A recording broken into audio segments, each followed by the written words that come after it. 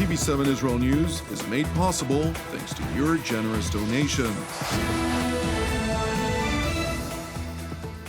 Shalom and good evening. This is TV7 Israel News broadcast to you from Jerusalem. And in today's top stories, Israeli Defense Minister Benny Gantz vows to bring the terrorists from yesterday's terror attack to justice.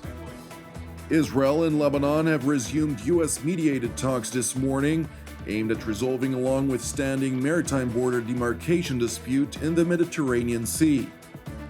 Intelligence officials assert that the Islamic Revolutionary Guards, by means of its local Iraqi proxies, is evidently exploiting Washington's determination to have the 2015 nuclear deal revived. The manhunt after the terrorists who shot and injured 3 Israeli seminary students at the Tapuach Junction in the West Bank is ongoing. As part of a wide-scale operation conducted by the IDF, Israeli security agency Shin Bet, and the Israeli police counter-terror unit Yamam, overnight the troops apprehended a number of suspects in the Judean Samaria region, as well as the vehicle from which the terror attack was carried out.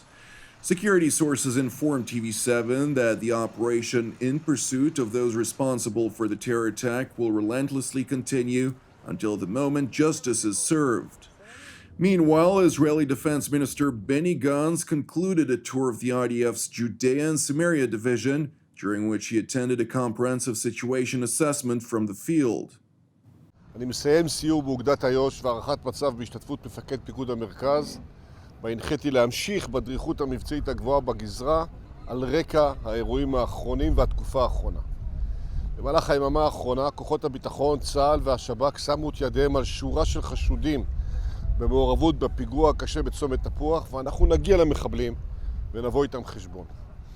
גם כעת אני נושא תפילה להחלמת הפצועים שעדיין מאושפזים במצב קשה בבתי החולים.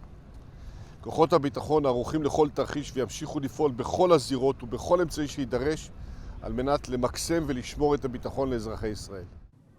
Alongside continued efforts to secure quiet across the West Bank, Jerusalem's top defense official voiced Israel's persistent objective to assist the Palestinians amid growing economic hardships, ramifications which emerged due to the corona-related restrictions.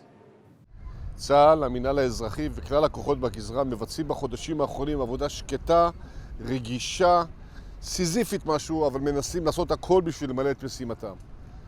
לצד הפעילות הזאת אנחנו נמשיך לעשות כל שניתן בשביל לסייע באזרחים הפלסטינים בקידום הכלכלה והבריאות מתוך אינטרסים משותפים, ואני מציע שאף ארגון לא ינסה לפגוע במאמצים האלו, כי מי שיעשה את זה יפגוש את עוצמתו של צה"ל.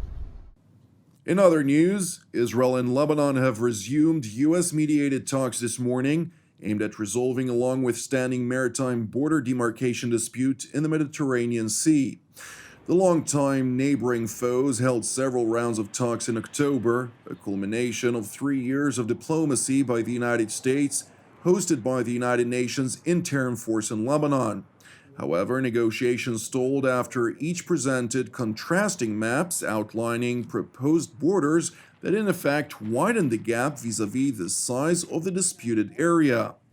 However, extensive efforts to revive the talks seemingly bore fruit recently after U.S. Undersecretary of State for Political Affairs David Hale, during a visit to Beirut mid-last month, convinced the Lebanese leadership to return to the negotiating table, highlighting the significant economic benefits which could emerge from successful diplomacy. That America stands ready to facilitate negotiations on the maritime boundary between Lebanon and Israel on the basis on which we initiated these discussions. These negotiations have potential to unlock significant economic benefits for Lebanon. It is important to highlight that since the talks stalled, Lebanon's Hezbollah-backed caretaker government in Beirut approved a draft decree which would expand Lebanon's claim, adding roughly 1,400 square kilometers, equal to about 540 square miles, to the country's exclusive economic zone. And while the decree has yet to be ratified by Parliament, it evidently threatens to further widen the gaps in the long-standing dispute between Beirut and Jerusalem. Now to another matter. While data published by the Israeli health authorities revealed that the number of serious coronavirus cases in the Jewish state has finally dropped below 100, the lowest record since July of last year, Jerusalem remains concerned by the current uncontrollable situation afflicting some of its closest allies, most notably India. Therefore, in a bid to help New Delhi authorities treat their citizens, Jerusalem announced its decision to send a comprehensive delivery of humanitarian aid, including hundreds of oxygen generators, respirators, and medical equipment. משרד החוץ בהנחיית שר החוץ גבי אשכנזי נערך להטסת סיוע חירום להודו, סיוע רפואי שנועד להציל חיים של אזרחים הודים שכרגע מתמודדים עם מגפת הקורונה הנוראה שמשתוללת שם. בצוותא עם משרד ראש הממשלה, המל"ל, משרד הבריאות, משרד האוצר וגורמים אזרחיים נוספים מהחברה האזרחית הישראלית, אנחנו נערכים להטסת סיוע שכולל מחוללי חמצן, בלוני חמצן וציוד מציל חיים אחר. The Israeli Foreign Ministry Deputy Director for Asia and the Pacific Theater, Mr. Cohen, further highlighted Israel's deep friendship with India and its people and voiced hope that the Indian people would soon emerge out of the dreadful crisis plaguing their country. הודו מהווה אחת המדינות החשובות לישראל והידידות הגדולות שלה, הן בעולם והן בזירת אסיה והפסיפיק. אנחנו גאים שמדינת ישראל יודעת להושיט יד לידידתנו הגדולה במזרח ומאחלים לאזרחי הודו החלמה מהירה ויציאה ממשבר הקורונה שהם חווים עתה. Turning to Iraq, where 3 rockets were fired last night toward the Iraqi Balad Air Force Base situated north of Baghdad, which houses American contractors of the U.S. company Sallyport, which maintains Iraq's F-16 aircraft. Intelligence sources have attributed responsibility to Iranian proxy militias operating on the directives of the Islamic Revolutionary Guards Quds Force, noting that Tehran is evidently exploiting Washington's reluctance of jeopardizing the diplomatic process currently taking place in Vienna, aimed at reviving the Joint Comprehensive Plan of Action, or JCPOA, the technical term for the 2015 Iran nuclear agreement. Asked at a Pentagon press briefing whether the United States may have lost its deterrence vis-a-vis Iran's Shiite proxy militias in Iraq, Press Secretary John Kirby said the following. That you get occasional attacks doesn't mean that all deterrence measures aren't working. I mean, obviously you want zero, but as the Secretary's made clear, that we take the safety and security of our people over there very, very seriously. And if and when there's a need to respond in a kinetic way, we'll do that. And we'll do that at a time and a place of our choosing.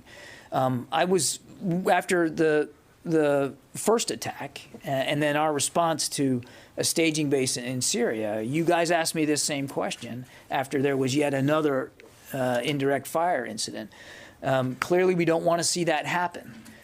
But you can't draw a line from the fact that it happens every now and then right to, well, there's no deterrent capability or you haven't sent a strong enough message, since we don't know who did this and we don't know why they did this. So again, this is an Iraqi issue to speak to and to investigate. We're going to respect that. We're also going to do whatever we need to do to make sure that we're adequately protecting our troops on the ground and our national security interests there in Iraq. Press Secretary Kirby, who is a highly respected retired Rear Admiral of the U.S. Navy, was also asked about the incident in which RGC vessels harassed U.S. naval vessels in the northern Arabian Gulf last week, which resulted in warning shots being fired, and whether the United States would consider opening a deconfliction channel with the Islamic Revolutionary Guards, despite it being a designated terror organization, to ensure deconfliction. And there were radio communications throughout those incidents with those IRGC boats and the commanders on those boats, repeatedly warning them about what they were doing. So you don't need a hotline with the IRGC to communicate. I mean, you can do it in real time. And the real risk, as we talked about in a situation like that, is the risk of miscalculation. Now, obviously, this one didn't become violent, and that's a good thing, but it was unnecessary, it was unsafe, and certainly unprofessional, and it doesn't lead to better security and stability there in the Gulf.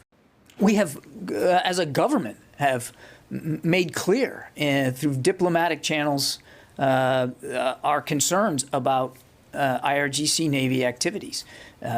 We also understand, and I think you understand, Joe, that the IRGC is not the Iranian State Navy and doesn't have the same reporting structure as the Iranian State Navy.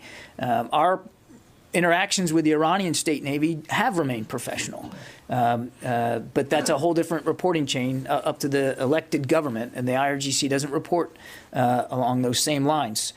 So we have made it clear to Tehran our displeasure and our concern about this. We'll continue to do that. Thank you for watching us. As part of TV7 Israel's prayer initiative, I would like to encourage you today to join myself and the team here in Jerusalem to lift up South Africa in prayer for its salvation and peace, alongside prayers for our persecuted brothers and sisters around the world, in addition to our ongoing prayers, of course, for the peace of Jerusalem, the salvation of Israel, and for all those who are impacted by the numerous ramifications of the corona crisis worldwide. Separately, I would like to thank all of you who partner with TV7 Israel. Your monthly support by means of prayer and finance provides us with necessary tailwind for our ongoing operations. I'm Jonathan Hassan, wishing you an Erev Tov, and we will see you again tomorrow at the same time.